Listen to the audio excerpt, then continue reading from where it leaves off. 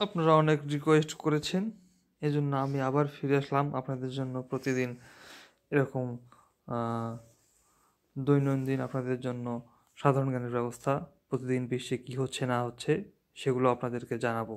আচ্ছা, তাহলে প্রথমেই আপনাদেরকে জানিয়ে রাখি যে ন্যাটোর কিন্তু এখন বার্ষিক চাঁদা জিডিপির এখন 5% করার চিন্তা ভাবনা করছেন আমাদের শ্রদ্ধেয় প্রাণপ্রিয় ডোনাল্ড ট্রাম্প সাহেব।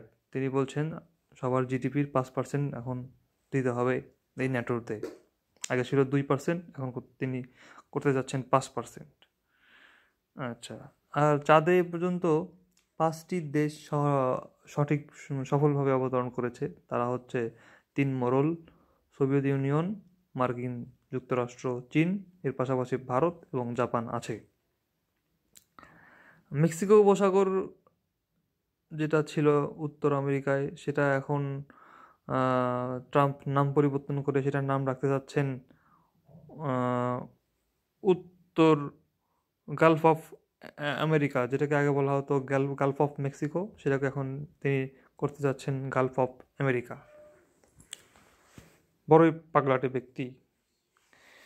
আচ্ছা, রিমেম্বারিং মনসুন রিভলিউশন, অর্থাৎ আমাদের যে জুলাই বিপ্লব হয়েছে, এটা নিয়ে এরকম 8টা স্বল্প বা মাঝারি দৈর্ঘ্যের সিনেমা নির্মিত হবে।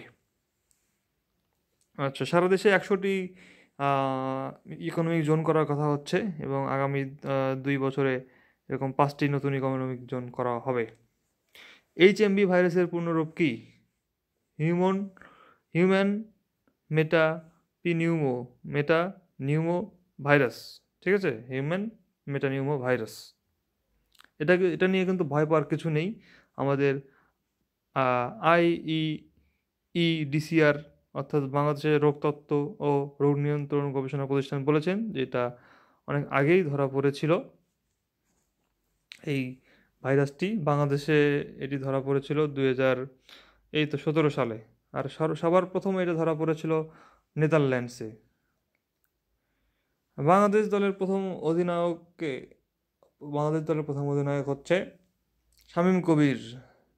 কিন্তু যদি বলা হয় যে টেস্টে হবে নাইমুর রহমান দুর্জয়, এবং ওয়ানডেতে আশরাফ হোসেন লিপু, টি20তে শাহরিয়ার নাফিস। ওকে, এরপর আমরা যাচ্ছি যে এরপর আমরা যাব যে এই যে দেশে প্রথমবারের মতো বাংলালিংক একটি নতুন এআই চ্যাট ভিত্তিক একটি বট আবিষ্কার করলো, যেটা সরাসরি কাস্টমারের সাথে কথা বলতে পারবে এবং ডিল করতে পারবে, অর্থাৎ কাস্টমার কেয়ারে ভালো রকম হেল্প করতে পারবে। এটা তারা গুগলের সাথে পার্টনারশিপ করেছে এই চ্যাটবটটি। আচ্ছা, আর 2024 সালের টেকসই প্রতিযোগিতা সূচকে বাংলাদেশের অবস্থান হচ্ছে 116তম। আর ব্রিক্সের পূর্ণাঙ্গ সদস্য হিসেবে যোগ করলো আমাদের মুসলিম ভাইদের দেশ ইন্দোনেশিয়া। তারা ব্রিক্সের 9ম সদস্য হিসেবে ঢুকতে যাচ্ছে। তো ব্রিক্স আগে তো 5টা ছিলই, এর পাশাপাশি তারা 10ম সদস্য হতে যাচ্ছে। তো ব্রিক্সের আগে 5টা সদস্য ছিল, এর সাথে পরে যুক্ত হলো ইরান, সংযুক্ত আরব আমিরাত, তারপর ওদিকে হচ্ছে মিশর আর ইথিওপিয়া, এবং সর্বশেষ হলো ইন্দোনেশিয়া। আচ্ছা, আর আমরা সকলেই জানি যে হচ্ছে গুয়ান্তানামো বে কারাগারটা কিউবাতে অবস্থিত, এটা যুক্তরাষ্ট্র পরিচালিত। আর জিম্বাবুয়েতে সম্প্রতি দেখা গেছে যে তারা মৃত্যুদণ্ডকে বাতিল করে দিয়েছে। আর ডি8-এর নতুন সদস্য হতে যাচ্ছে আজারবাইজান মুসলিম কান্ট্রি। এটা বেশ ইস্ট এবং ওয়েস্টের যোগাযোগ রক্ষার ক্ষেত্রে বেশ ভালো ভূমিকা রাখে, এজন্য তারা এটাতে ঢুকতে পারছে আর কি, বেশ ভ্যালুয়েবল একটা মেম্বার হতে যাচ্ছে।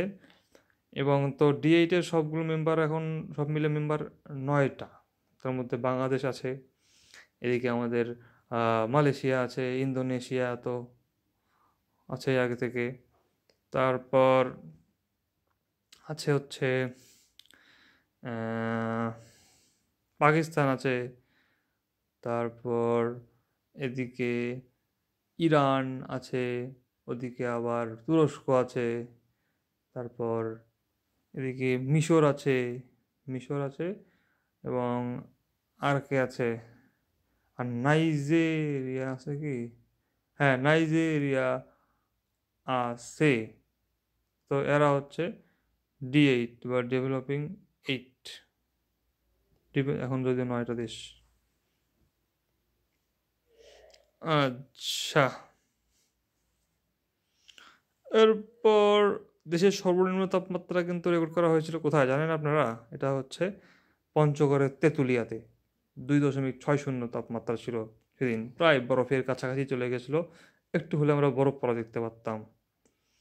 আচ্ছা, আর ভূমিকম্প প্রবণ বাংলাদেশ কয়টি টেকটনিক প্লেটের সংযোগস্থলে অবস্থিত? যদি প্রশ্ন করা হয় আপনাকে বলতে হবে 3টি টেকটনিক প্লেটের সংযোগস্থলে অবস্থিত। আচ্ছা, আয়তনের দিক থেকে সর্ববৃহৎ হ্রদ হচ্ছে কোনটি বলেন তো? কাস্পিয়ান সাগর। আর যুক্তরাষ্ট্রের আইনসভার নাম কি? যুক্তরাষ্ট্রের আইনসভার নাম হচ্ছে কংগ্রেস। টিআইবি দ্বারা কি বোঝায়? টিআইবি দ্বারা বোঝায় ট্রান্সপারেন্সি ইন্টারন্যাশনাল বাংলাদেশ। আর বিশ্বের সবচেয়ে বেশি গো মাংস উৎপাদন করে কোন দেশ? সেটা হবে যুক্তরাষ্ট্র। তারা সবচেয়ে বেশি গো মাংস উৎপাদন করে।